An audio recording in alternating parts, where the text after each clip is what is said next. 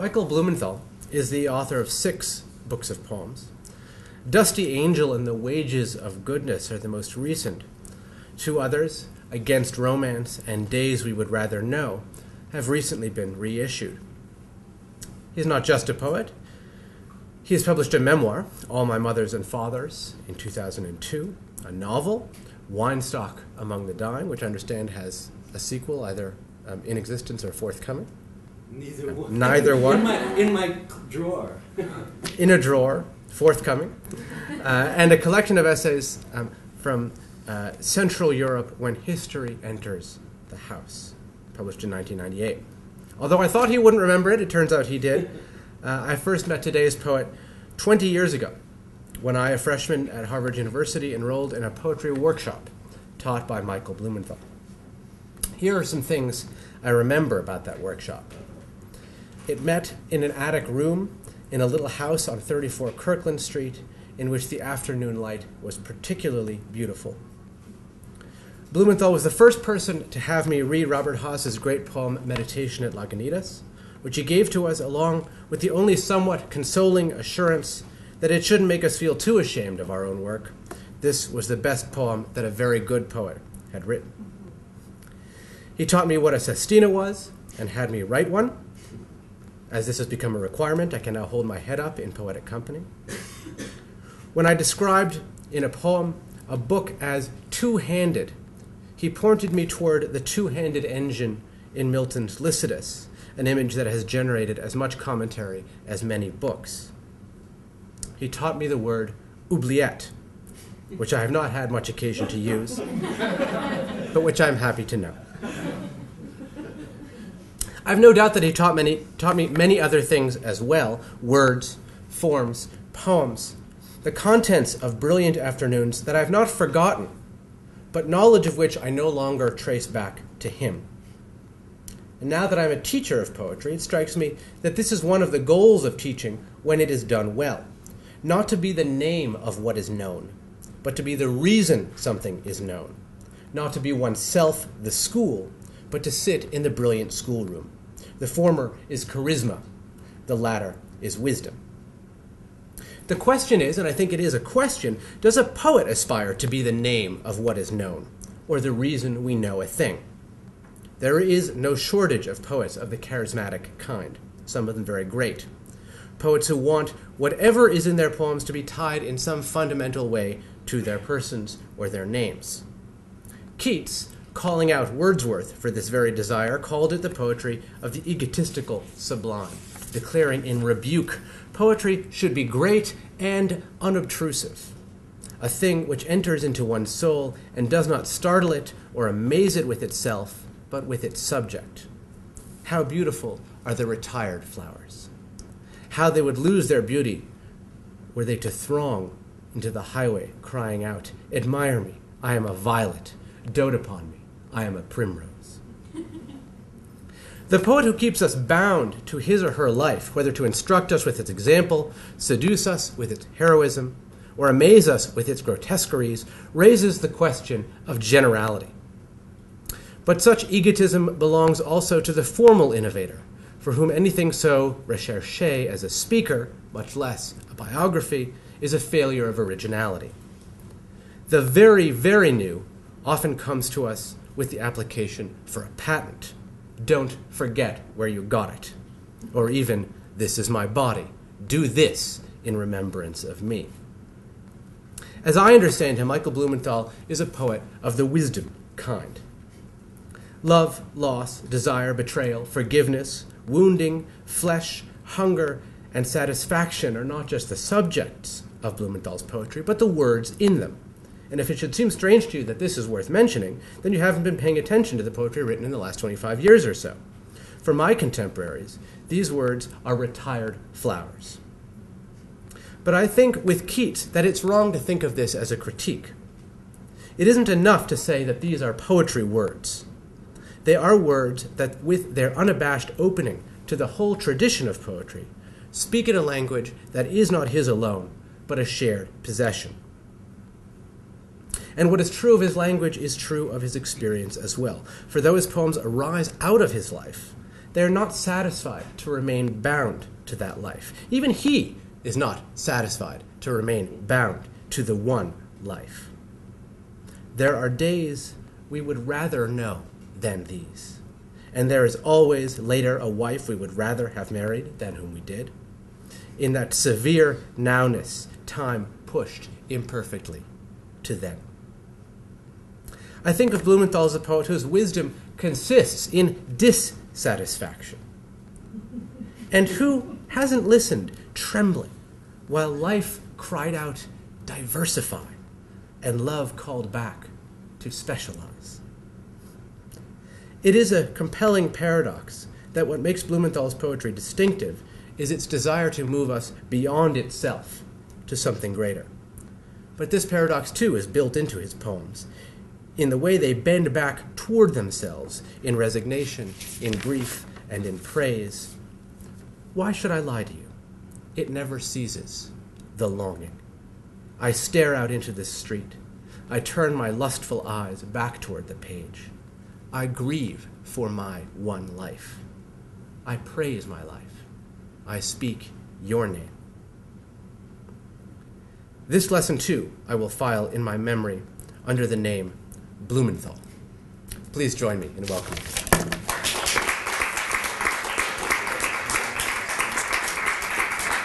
Well, it's a great pleasure to be here for all kinds of reasons. The latest being an incredible surprise. I'm one of those people, I'm a love-hate person. People tend to either love me or hate me. And I think that was true of my former students, and I hope you weren't in the hate camp. One never knows. I run into them periodically and I scratch my head. Was that one who loved me or one who hated me? But it's a great pleasure to be here for many reasons. Two of my oldest friends in the world, not one but two, are in the room. And to meet Bob Hallberg, whose work I've known for and admired for years. And thank you, Julia Klein. I have a confession to make about the University of Chicago, which is my son, who's 16 and lives in Marseille. I just bought him, and applying to colleges, I bought him this field guide to American colleges, and I was reading to him about colleges, and I got to the page about the University of Chicago, and the description began something like, each year it is rumored that the students at the University of Chicago are preparing to have fun, but each year it doesn't. And my son looked up at me and said, Jesus Christ, I don't want to go there. Compare like father, like son. Okay, anyway, it's a great pleasure. I tried to do this without glasses. I'm going to, one always makes these well-intentioned plans and then they never really reach fruition because there's not time, etc. I see we're ready. I always begin with a poem by someone else which increases or decreases the natural egocentricity of the evening and also assures you that you will hear at least one great poem. So I'm going, although this poem kind of segues into the first poem I'll read, and it has also a relationship to the University of Chicago because this poet, a dear friend of mine and the former poet laureate Howard Nemeroff, was published by the University of Chicago Press. So, The Makers. Who can remember back to the first poets, the greatest ones, greater even than Orpheus? No one has remembered that far back or now considers among the artifacts and bones and cantilevered inference the past is made of, those first and greatest poets. So lofty and disdainful of renown, they left us not a name to know them by.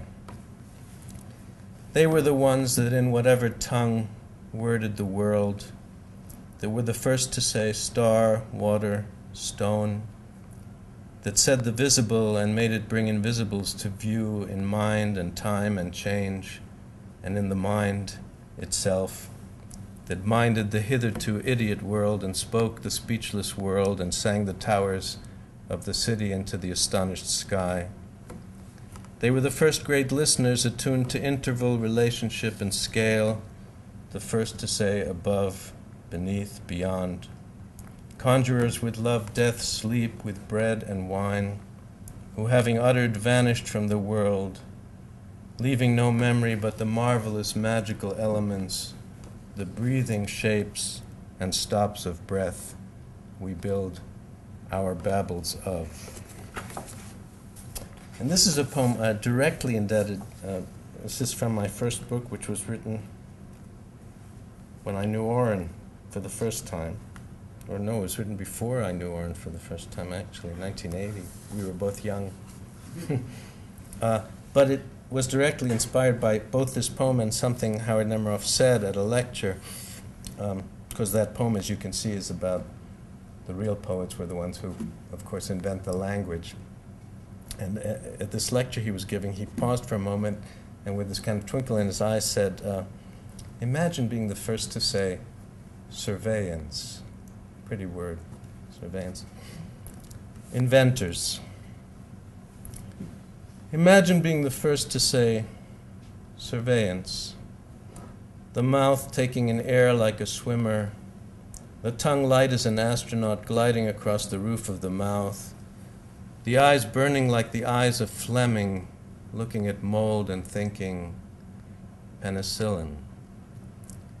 Imagine Franklin holding his key that dark night, the clouds rolling across the sky's roof like a poet's tongue, the air heavy with some unnamed potential, the whole thing suspended from a string like a vocal cord waiting to say electricity.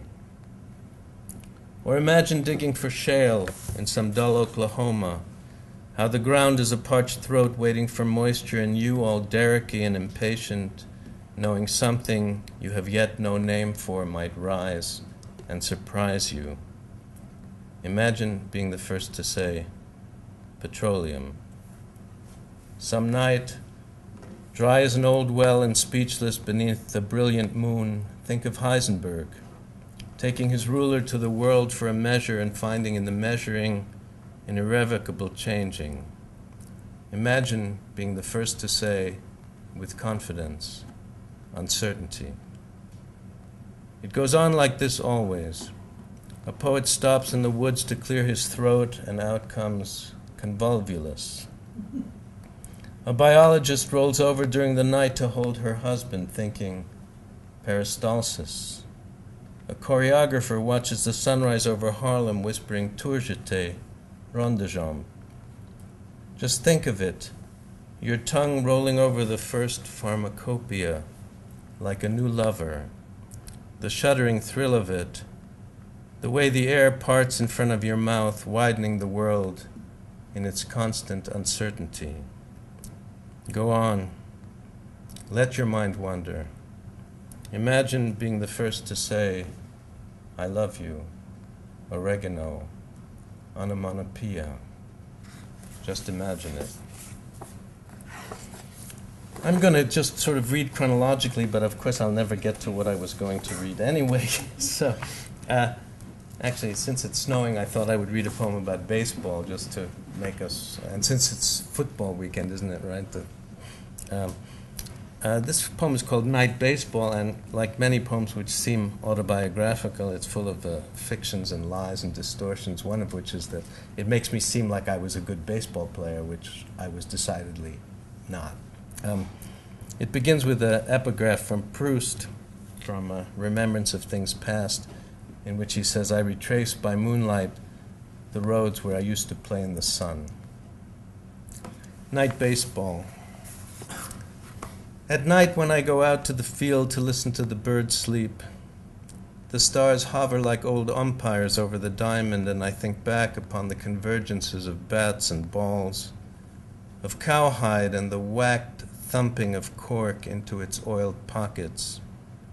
And I realize again that our lives pass like the phased signals of that old coach, the moon, passing over the pitcher's mound, like the slowed stride of an aging shortstop as he lopes over the infield, or the stilled echo of crowds in a wintered stadium. I see again how all the old heroes have passed on to their ranches and dealerships, that each new season ushers in its crops of the promised and promising, the highly touted, and the sudden phenoms of the unexpected, as if the hailed dispensation of gifts had realigned itself into a new constellation, as if the old passages of decrepitude and promise had been altered into a new seeming. I remember how once sliding into second during a steal, I watched the sun rest like a diadem against the head of some spectator and thought to myself in the neat pre-utterance of all true feeling, how even our thieveries well done are blessed with a certain luminousness, how a man rising from a pilfered sanctity might still upright himself and return like Odysseus to some plenitude of feast and fidelity. It is why even then I loved baseball, the fierce legitimacy of the neatly stolen, the calm and illicit recklessness of the coaches with their wet palms and arcane tongues of mimicry and motion. It is why even now I steal away from my wife's warm arms to watch the moon sail like a well-hit fly over the stadium, then hump my back high over the pitcher's mound and throw that old curve of memory toward the plate where I run for a swing at it. The moon and the stars approving my middle-aged bravado, that boy still rising from his theft to find the light. This is a long poem. This is my most famous poem, which is reminds me of that line of John Ashbery's where he begins a poem where it says, so you could say it was the happiest day of my life, but then again it doesn't have much to compare to. So this is my most famous poem, and it too has not much to compare to. It's rather long. Sorry. And it has a rather indelicate title which has nothing to do with what it's about, which is the whole point. I don't know if at the University of Chicago you're allowed to use these words, are you? Fish fucking.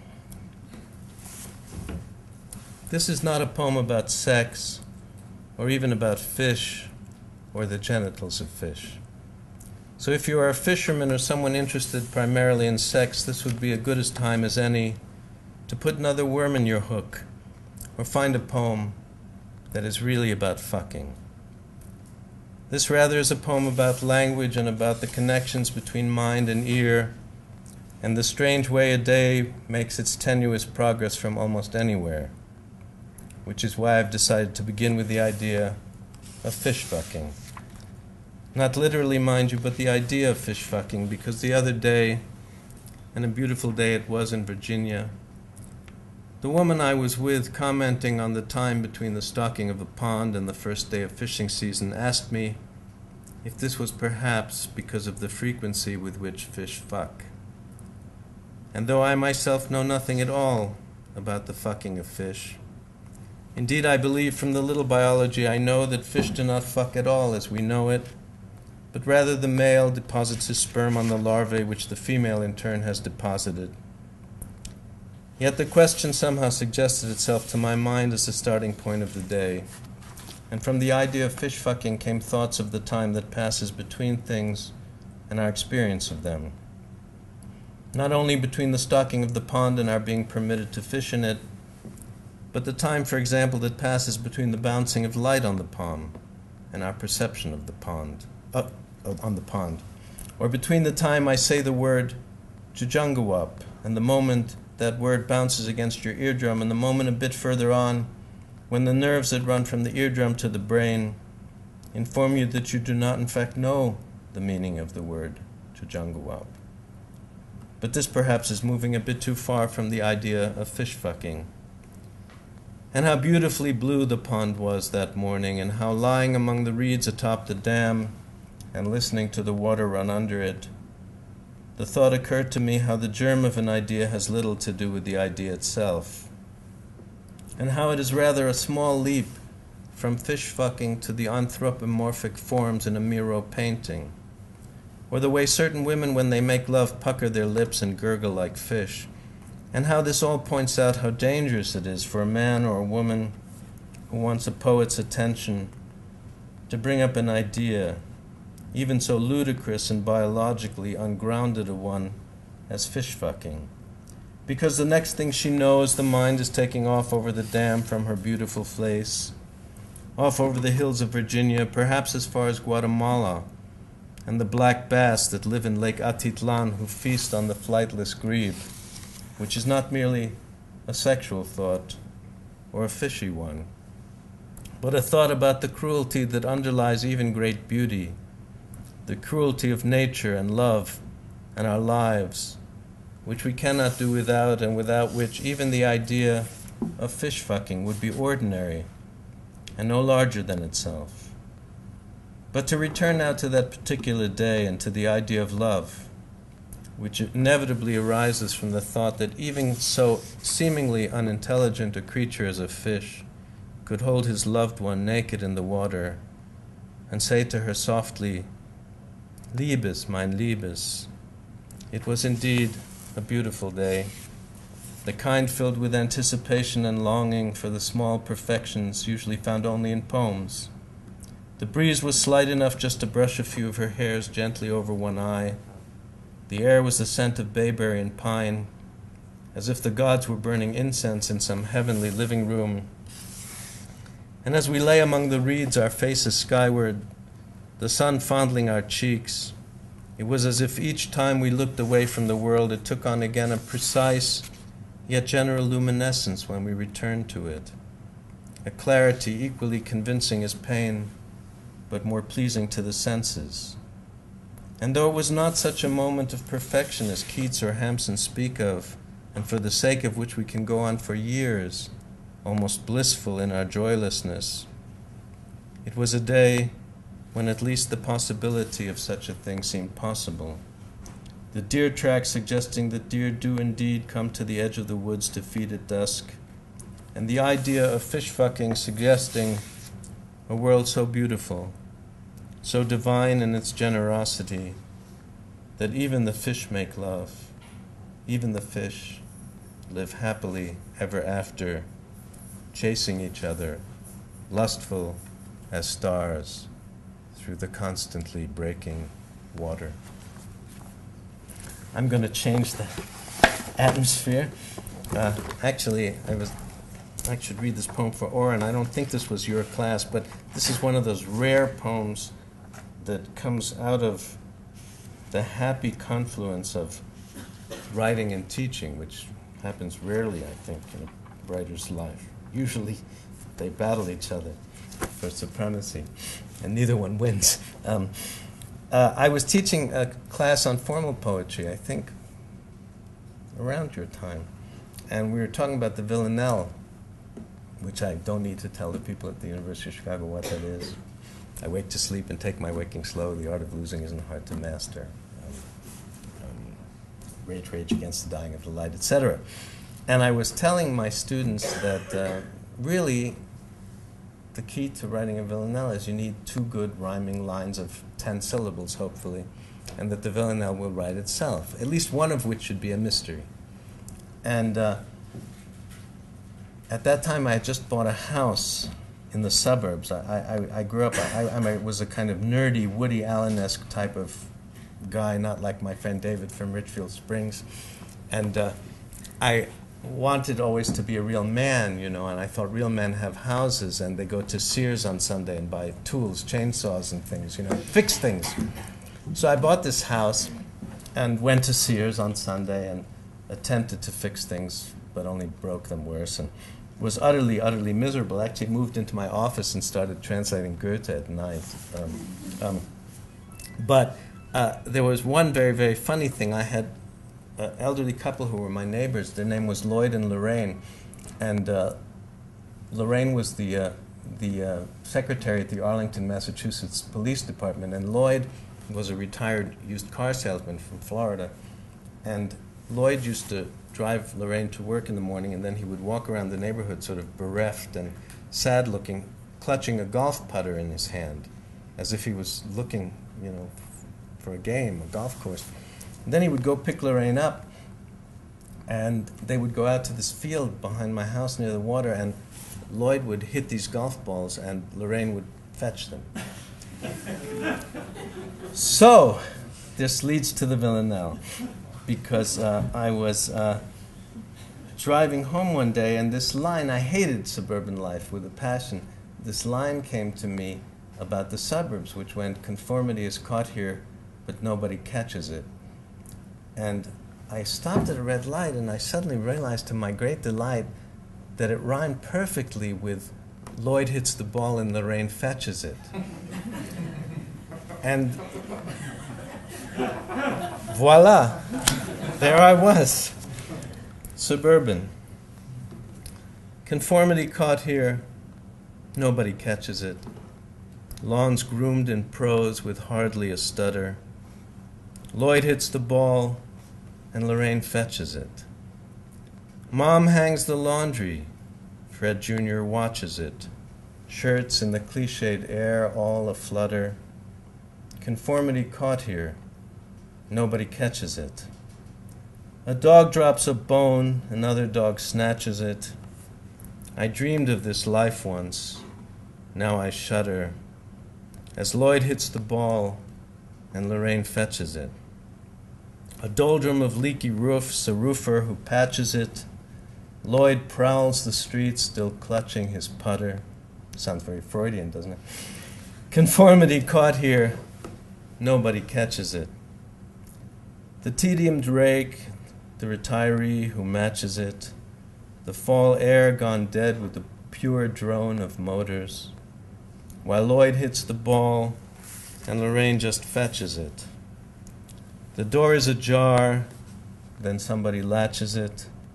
Through the hissing of barbecues, poets mutter of conformity caught here where nobody catches it. Lloyd hits the ball and damned Lorraine fetches it.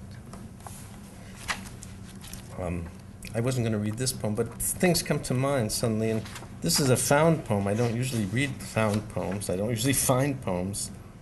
But actually, the person who,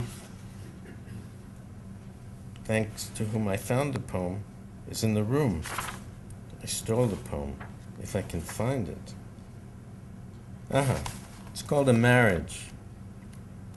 I did an anthology. I edited an anthology on marriage for Simon & Schuster some years ago, and when I first submitted the manuscript to the editor, she sent it back with a little note, too depressing. And so I had to really work to find cheerful marriage poems, which are not in great abundance, you may have noticed. Even less abundant than cheerful marriages. A Marriage. You are holding up a ceiling with both arms. It is very heavy, but you must hold it up, or else it will fall down on you. Your arms are tired, terribly tired. And as the day goes on, it feels as if either your arms or the ceiling will soon collapse. But then unexpectedly something wonderful happens. Someone, a man or a woman, walks into the room and holds their arms up to the ceiling beside you. So you finally get to take down your arms. You feel the relief of respite, the blood flowing back to your fingers and arms. And when your partner's arms tire, you hold up your own to relieve him again. And it can go on like this for many years without the house falling. I read a kind of nasty academic poems. I love the nasty poem most of all. I love to, there's great joy in mocking and being mocked and making fun of people and being made fun of. So this is one of my growing genre of anti-intellectual poems. The most voracious anti-intellectuals are the failed intellectuals. So this is called Dancing with a Deconstructionist. Yeah. Deconstruction, is that gone already? Is it finished? C'est fini? It's finished. Okay, well, it was written when it was ascendant. Dancing with a Deconstructionist. She thinks I'm only there for her benefit. So when we move this way to old Motown and Rolling Stones, it is as if there's no text at all. And though it seems to me it is I who am leading her across the decarpeted floor of this apartment in East Cambridge, there is in her eyes the glint of someone alone with their best pleasure. a solipsist of the highest order. And it is as if she's looking right through me into the wall, where large hieroglyphs of motions I am not making lead her to some fabulous beast, a wild subtext taking her better than I ever could to where she most wants to be. And so in a certain way we are both happy. I, who think I am leading her along to some rhythm she could not possibly find on her own, and she, who has seen through this subterfuge of hips and legs as if I were pure spirit, which is how in some way I had wanted it all along, and the Supremes and Rolling Stones, secretive among the speakers, taking it all in, helping us to forget what it was that brought us here to begin with. I'm going to just race through these books. Not that there's so many of them, but this is the only poem I've ever written that has the word Chicago in it. So I must read it, right? I will never get to read. I once wrote a poem in my first book called Welcome to Toledo, and I had never been to Toledo. And I finally got invited to read in Toledo, so of course I had to. I should say, this, again, that nasty word is all over, all kinds of nasty words in here. It's called The Happiest Day of Your Life, and it is not in the vaguest way autobiographical, since I had never been in Chicago when I wrote it. But it is autobiographical. It's biographical, and it was triggered by something a day a fellow writer described to me. The happiest day of your life. You were in Chicago. It was September. You had met a woman in a bar and loved being, as Freud said, lust overlaid with tenderness. You took her home. You had a late dinner over candles, good music, expensive scotch, and with every delicious morsel of the evening, your body rose like a fast-frame flower, and you felt the divine happiness of a desired, still untainted thing about to happen. The imagined and the real flowing into each other like happy rivers. Like a pitcher carrying a huge lead into the late innings, you could afford to be tranquil, slow, experimental even. Here a fork ball, there a change-up. Knowing it was just a matter of time before the happy embrace of bodies over the mound to which you had repeatedly risen. Finally it began, and like one of the great explorers coming by accident or intention to a new place, you found in each tuft of the landscape a blessed newness. You whisked joyfully into a terrain where every feather and blade cried out to you, new, new. And your mouth, your fingers, your unimpedable cock knew again the great temporary happiness of death defeated. All night things turned this way, fucking, sleeping.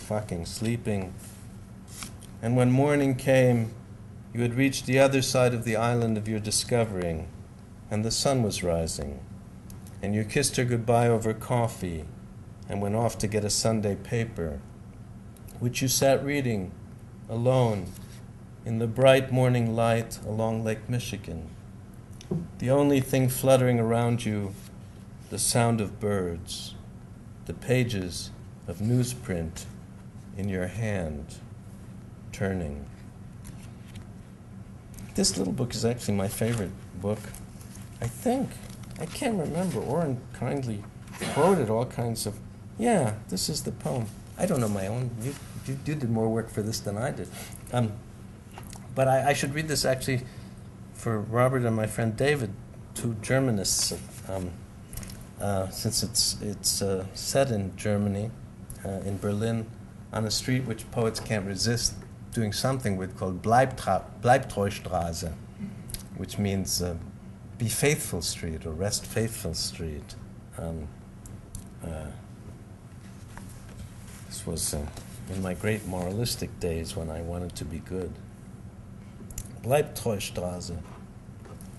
I have sat on many streets, in dark cafes at midday and in dimly lit bars, and know how neatly the heart seeks out its original home, how easily we drift to do the dark things done to us. Whose heart has ever been wise enough for more goodness than unformed it was granted? What boy who sniffed at his own body in search of treachery hasn't grown treacherous? And who hasn't listened trembling while life cried out, diversify, and love called back to specialize? How often have I walked out ravenous with thoughts of betraying you? But time and again the voice of some better being cries out, and I see your rectifying face in the mirror over the bar.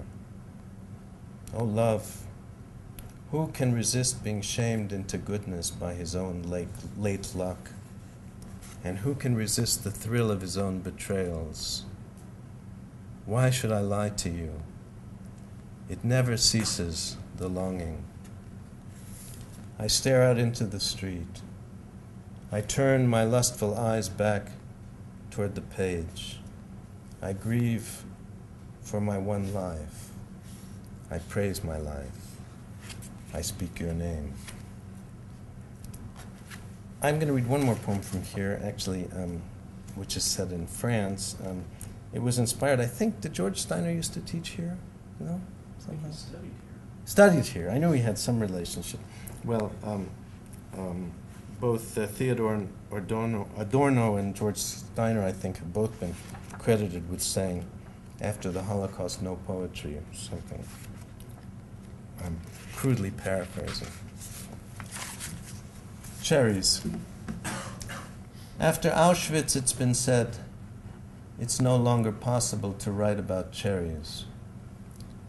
But the cherries were there, across from the abandoned lavender oil extraction stove, surrounded by fields of poppy and thistle and lemon balm and thyme, in the old, nearly abandoned village of Montmorin, once controlled by the Moors.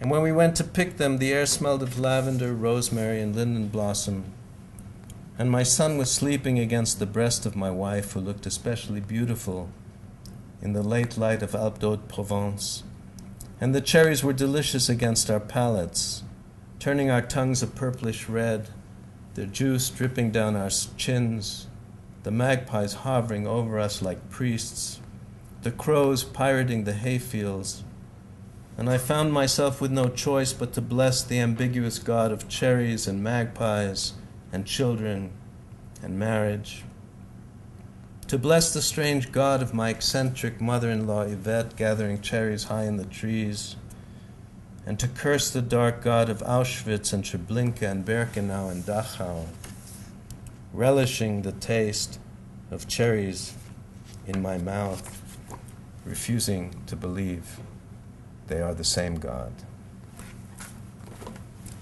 I'm going to read one translation, then I'm going to sort of wind this down. I know it's getting late. I don't remember if I'm not brave enough to read a translation from the German, given who's in the room, but I'm brave enough to read a translation from the Hungarian, since it's a language nobody speaks, you know. You can't lose. You're beyond criticism. This is by a young poet. I love to call him young because he's a year younger than me. So, a young Hungarian poet by the name of Peter Cantor, one of the most renowned contemporary. It's a little bit long. It's called Little Night Prayer. Little Night Prayer. Lord, I'm tired. The bunion on my right foot is throbbing. I worry about myself. Who is this anguished man, Lord? Can't be me, so woeful and sluggish. I would like to trust quietly, but like waves in the ocean, tempers bubble up in me. I try a smile, but some hair despair impedes me. This isn't all right, Lord. Feel pity for me. Be scared. Reward my endeavors. Evaluate things with me. Delete with my own hand what isn't needed. Taste with me what needs to be tasted, and say to me, this is sweet, this is sour, Remind me of the small red car, of something that was good. There was a lot that was good, wasn't there? A lot of sunken islands, crumbled glamour. Place a net into my hands to fish with, in the past and in the present. I'm a fish too in the night, puckering silver, bubble lifted. Turn me inside out, freshen me up, throw me up high and catch me. What's it to you, Lord?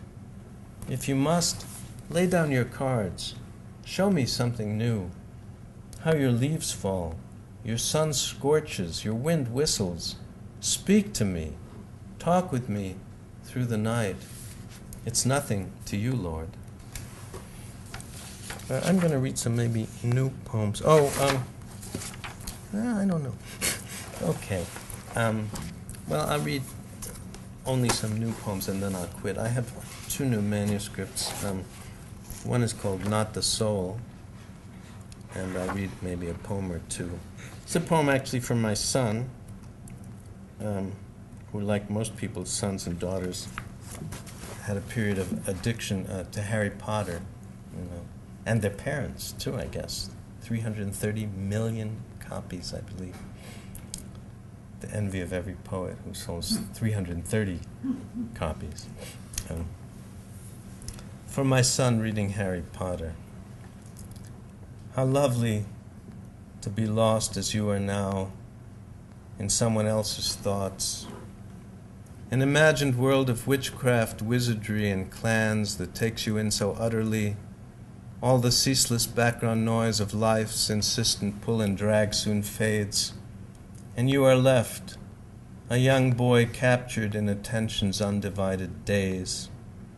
As I once was, when books defined a world no trouble could yet penetrate or other spoil or regret stain. When between covers, under covers, all is safe and sure, and each Odysseus makes it home again, and every transformation is to bird or bush or to a star, a twinkle in some firmament of light, or to a club that lets you and all the others in. Oh, how I wish for you that life may let you turn and turn these pages in whose spell time is frozen, as is pain and fright and loss, before you're destined to be lost again in that disordered and distressing book your life will write for you and cannot change. Not terribly optimistic, is it? All right. I'm going to just finish by reading some new poems from a manuscript. I didn't read anything from this thing, but I'll read you one. This could probably be written in Chicago by a true scholar, but Oren will recognize this world. I lived for 10 years in Cambridge, as you probably lived for 10. And as you know, in Cambridge, you can't take 4 steps without stumbling over a poet or a novelist or a writer of some sort. And so you kind of walk the streets prepared for that eventuality, full of various deceitful and dishonest apologies and all kinds of things, just in case. So this is called The Scribes. It has an epigraph. I assume this is real, from an Assyrian tablet of around 2800 BC. This inscription was found, and it's the following. The earth is degenerating in these latter days. There are signs that the world is speedily coming to an end. Bribery and corruption abound. The children no longer obey their parents. Every man wants to write a book, and it is evident that the end of the world is rapidly approaching. Stanley Kunitz, the wonderful poet and person who died at 100 last year, once said that the price of democracy in the arts is universal mediocrity. Well, I guess I'm guilty of this too. The Scribes. Your neighbor has written a book.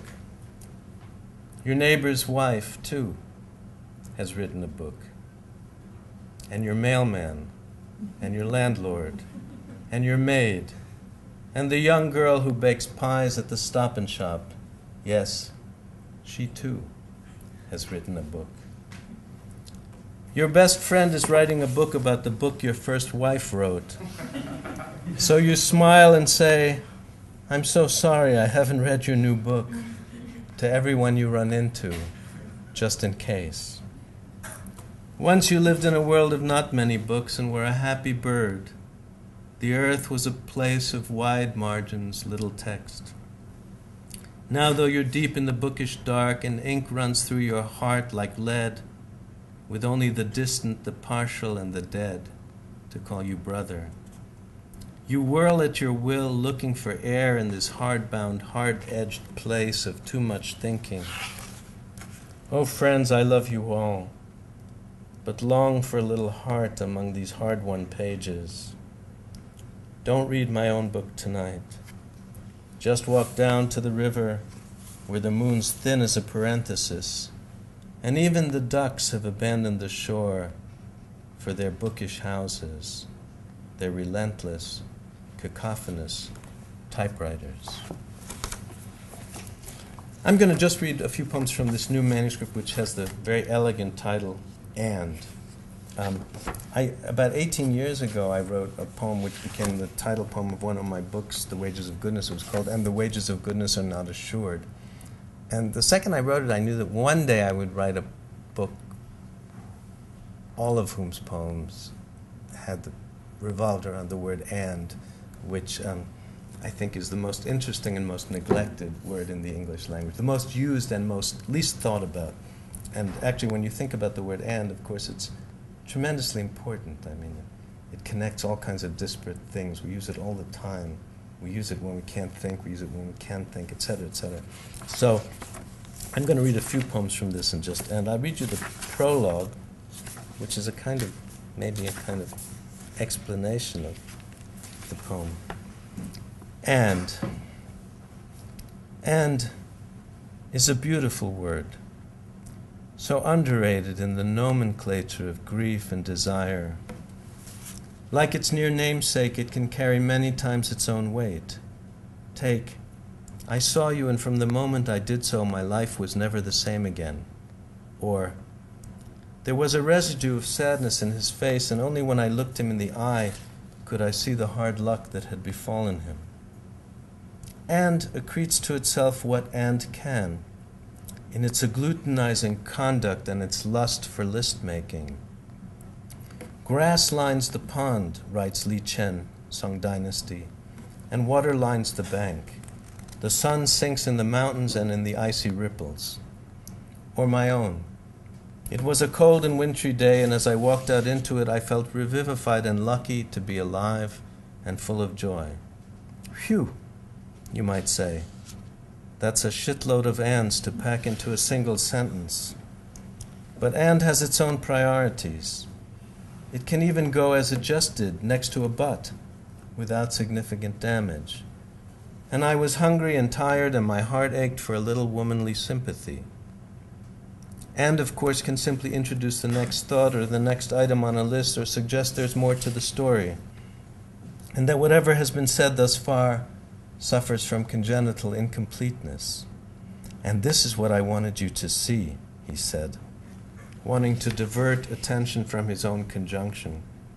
But he knew it all along it was really the and he had wanted her to hear, so that when he turned to her once more at the theater, it was all but inevitable that he was going to say, as I say to you now, friends, preparing to turn the page, and listen to this.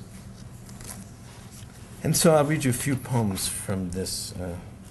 This is a very mid-aged, menopausal, post-Viagra male poem called And Now You Have Come to the Place in Life Where You'd Rather See a Monkey Than a Girl. And now you have come to the place in life where you'd rather see a monkey than a girl.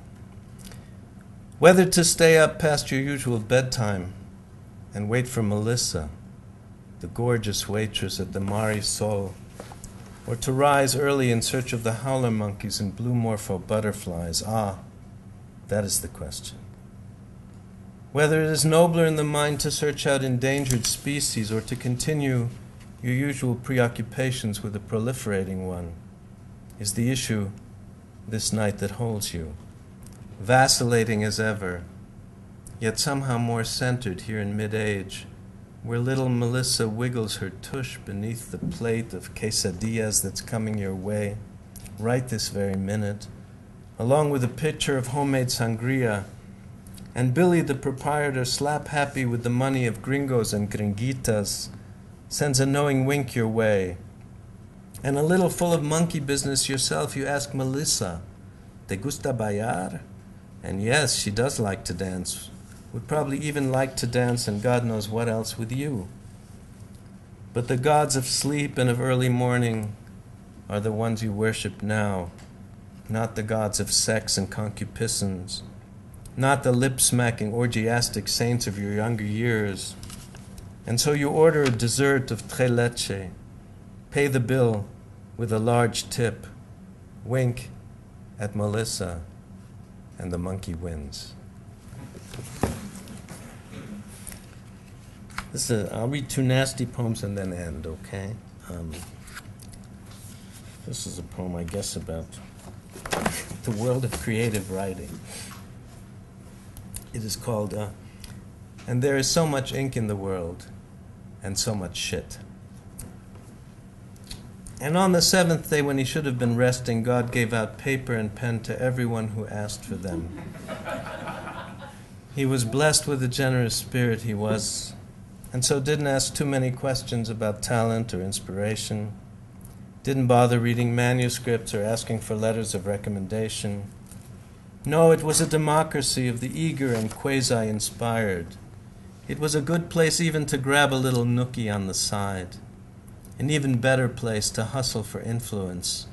So what if most of it was going to turn out to be utterly worthless? Auden, after all, was right. God knew. You could respect everyone's right to play an instrument, but not necessarily to be in the orchestra. Meanwhile, there was so much ink waiting to be spent, so many trees to cut down, to hell with the screech owl and the pileated woodpecker. There were stories that needed to be told, every eye crying out its eye into the world. And God had faith in the future, had faith in the aristocracy of the beautiful and the good. He believed the Apostle Paul had been right all along, that things would take care of themselves, that even amidst the noise, when the perfect came, the partial would pass away and be gone. And this is not meant to be nasty, but I noticed that James Tate was coming to read. And actually, this poem sort of begins with a line from a very old James. I like James Tate's poems and admire them, but I made bad use of him to write this poem because he has a poem way back in which a piece of cheese walks into town, you know. So this is called, And the Fraudulence of Surrealism is Hereby Exposed. And the fraudulence of surrealism is hereby exposed. For a piece of cheese babbling in Hungarian will never walk into your town, nor will the anorexic pelican sequestered inside your wife's birthday cake ever lecture you on existentialism and phenomenology. Nor, for that matter, will the pitched somnambulance of the hills skillfully interrogate you regarding your religious beliefs, sexual proclivities, and the like. No, nothing they have tried to convince you of with their hilarious juxtapositions will ever be proven to have existed. Nor will the girl in the bathing suit made of bananas actually approach you on that Costa Rican beach, where the monkeys are playing billiards in the trees and the sleek cotamundi that translates impeccably from the Italian is this very moment running to catch a bus before closing time at the casinos. No, none of this can ever truly happen, but it is entertaining nonetheless.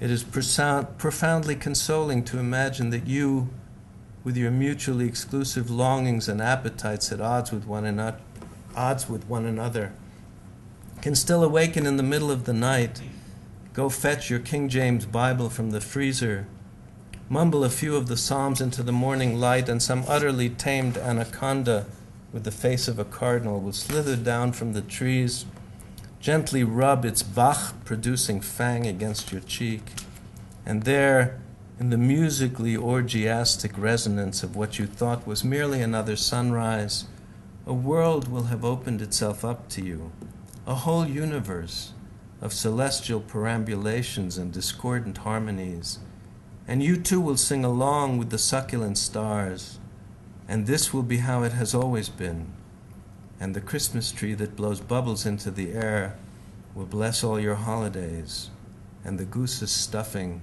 will sing of the afterlife, and New Year's Eve will not be just an anniversary, but a tangible Eden filled with tenderness and spyware and delectable toads. I should find a place to end. I don't know where the place to end is. Well, I'll read a cheerful. Every year I write a New Year's poem, which I then inflict upon my friends, who then feel obligated to send me an email telling me how good it is. Like in the Scribes, they're prepared. So this was the one. This was in a rare moment of ebullient optimism, and it's also from this series, if I can find it. It's called. Thank you all for coming, by the way. I'm already over time. It's called "And the World, After All, is a Good and Gentle Place." And the world, after all, is a good and gentle place. It needs none the less be said, despite all that is contained in it, despite all so many are doing to prove it otherwise. Every day the sun rises and sets, the clouds go on with their heavenly meanderings, the amazing riffraff of the underbrush continues with its fermenting and fertilizing. Oh, dear God, there is little choice in the end but to celebrate, to gaze upwards and consider this amazing tintinnabulation of decoys and camouflages, this hardly to be believed cornucopia of fragrances and visual miracles, these stunning conflagrations that rekindle the undergrowth, the capuchin monkeys and lemurs, and the small miraculous fish known as pumpkin seed. O wondrous illumination of light and texture, miraculous duff and detritus of dreams and hopes, ratatouille of mixed delights, snippets of conversation, ebullience of laughter, droplets even of tears and sexual fluids, asters pushing their way up through the topsoil, bird dung and octopus dung, human and cow shit, as well as the sometimes heavenly scent of them, paprika and persimmons, ginger and the snaps made from them that can be used to form crust on cheesecake. Cheesecake itself, the chocolated and strawberried variety, the plain and lemony. O birds and all you little animals, O lice in my hair, O pontifical creeds uttered from the Vatican and ridiculous fatwas uttered from the Muslim capitals, O disputatious Israelis and Palestinians, why not look up, all of you? Why not stop for a minute to praise whatever there is in your line of vision? The Wailing Wall and the freshly dug tomb of Arafat, the little hybrid bloodlines from God knows where girl, nursing at the tit of her fear-stricken mother, the unfortunate young boy raising his arm to throw a stone who still might be taught better, O raptors and honeybees, O ruby-throated and emerald-throated hummingbirds, O slug that is climbing up this very minute my bathroom wall. I am not Whitman, but nonetheless I praise you all. I sing of myself and I sing of you, and I am 55 years old, and my life, like everyone else, is no paradise, but it is good, and the sun is shining now outside this window, and the splotched illuminations of the ordinary should bring us peace, and the troops in Iraq should be called home, and kindness allowed to prevail, not just abstractly, and the blessed air in the trees should take us in its arms and say good night. Good night. Thank you. Thank you. Thank you very much.